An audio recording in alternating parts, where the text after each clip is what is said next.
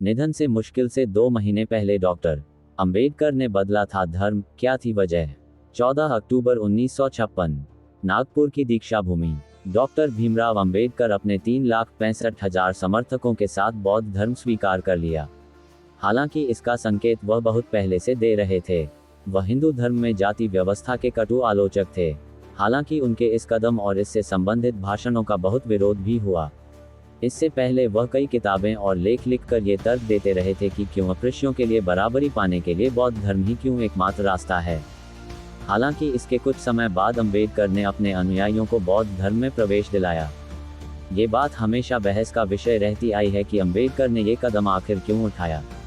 इसे समझने के लिए राजनेता और समाज सुधारक डॉक्टर भीमराव अंबेडकर के 1935 के एक भाषण पर निगाह डालनी होगी। ये उनका बहुत आक्रामक भाषण था। तब अंबेडकर ने पहली बार जबरदस्त भाषण देकर नीची समझी जाने वाली जातियों को बहुत कुछ सोचने पर मजबूर कर दिया था। उनका यही भाषण इसके करीब 20 साल बाद हकीकत में बदला। हिंदू पैदा हुआ लेकिन हिंदू मरूंगा नहीं। मैं हिंदू धर्म में पैदा जरूर हुआ लेकिन हिंदू रहते हुए मरूंगा नहीं। 1935 में ही अंबेडकर ने इस वक्तव्य के साथ हिंदू धर्म छोड़ने की घोषणा कर दी थी। लेकिन औपचारिक तौर पर कोई अन्य धर्म उस वक्त नहीं अपनाया था। अंबेडकर समझते थे कि यह सिर्फ उनके धर्मांतरण की नहीं बल्कि एक पूरे समाज की बात थी, इसलिए उन्होंने सभी धर्मों के इतिहास को समझने और कई लेख लिखकर शोषित समाज को जागृत व आंदोलित करने का इरादा किया। इस भाषण में पूरे समाज की पीड़ा और भावना छुपी थी। उन्होंने इस भाषण के जरिए लोगों को झकझोर दिया था। उन्होंने उस भाषण में साफ शब्दों में कहा था कि ताकत चाहते हैं, सत्ता और समानता चाहते हैं तो धर्म बदलिए। उस भाषण में उन्होंने कहा, अंबेडकर की इस बात का हुआ विरोध। इस भाषण ने अंबेडकर को देश भर में चर्चाओं में ला दिया। उनका विरोध भी शुरू हो गया। कई नेता उनके विरोध में आ गए। अंबेडकर पर देश की 20% से ज्यादा आबादी को भड़काने के आरोप लगने लगे, जिस पर उन्होंने कहा, जो शोषित हैं उनके लिए धर्म को नियति का नहीं बल्कि चुनाव का विषय मानना चाहिए। ये बातें जब महात्मा गांधी तक पहुंची तो उन्होंने इस बात से ऐतराज किया। उन्होंने साफ कहा कि धर्म बदलना कोई समाधान नहीं होता और ना ही ऐसा करना चाहिए। तब गांधी जी ने कहा, धर्म कोई चोगा नहीं होता। गांधी ने कहा था, धर्म न तो कोई मकान है और न ही कोई चोगा जिसे उतारा या बदला जा सकता है। ये किसी भी व्यक्ति के साथ उसके शरीर से भी ज्यादा जुड़ा हुआ है। गांधी का विचार था कि समाज सुधार के रास्ते और सोच बदलने के रास्ते चुनना बेहतर था, धर्म परिवर्तन नहीं। लेकिन अंबेडकर कट्टर जातिवादी हो चुके और पिछड़ों का हर तरह से शोषण कर रहे हिंदू धर्म से इस कदर आजिज आ चुके थे कि उनकी नज़र में समानता के लिए धर्म बदलना ही सही रास्ता था। अंबेडकर मानते थे बौद्ध धर्म ज्यादा वैज्ञानिक और तर्कसंगत।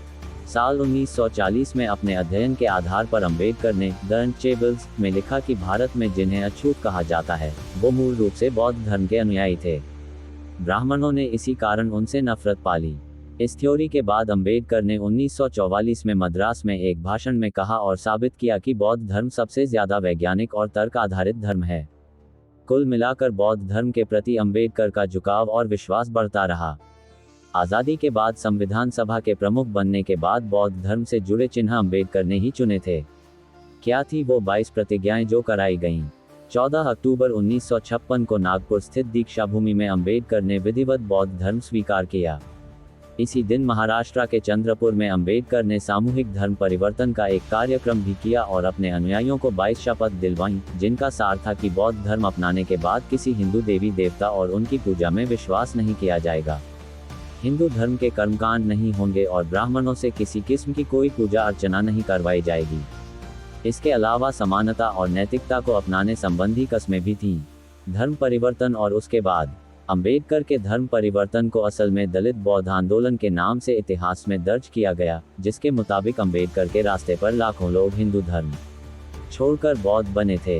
हालांकि इस धर्म बदलाव की घटना के मुश्किल से 2 माह बाद ही उनका निधन हो गया। उनकी मृत्यु के बाद यह आंदोलन धीमा पड़ता चला गया। 2011 की जनगणना के मुताबिक देश में करीब 84 लाख बौद्ध हैं, जिनमें से करीब 60 लाख महाराष्ट्र में हैं और ये महाराष्ट्र की आबादी के 6% हैं, जबकि देश की आबादी में बौद्धों की आबादी 1% से भी कम है। अंबेडकर ने फिर ताउम्र बौद्ध धर्म की शिक्षाओं का पालन किया। वो चाहते थे कि देश से ऊंच नीच और छुआछूत खत्म हो जाए। हालांकि इस मामले में देश में काफ़ी सुधार भी हुआ, लेकिन अब भी काफ़ी कुछ किया जाना बाकी है। बौद्ध रीति रिवाज से ही हुआ अंबेडकर का अंतिम संस्कार। अंबेडकर 1948 से मधुमेह से पीड़ित थे। वह जून से अक्टूबर 1954 तक बहुत बीमार रहे। उनका स्वास्थ्य खराब से खराब होता गया।